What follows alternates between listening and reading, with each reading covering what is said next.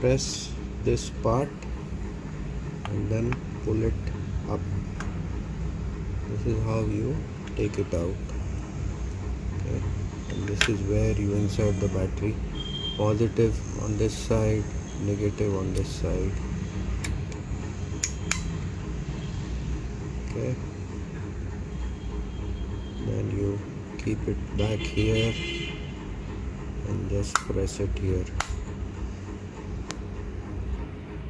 This is where it is written up. This is how it should be mounted. Corner screws should be here. You can use one, you can use two here. Don't use this one,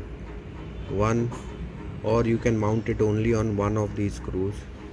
Once that is done, this part will go here and it will slide like this. To remove the PIR, remove the battery first and then press at this place and then slide this and then it will open and come.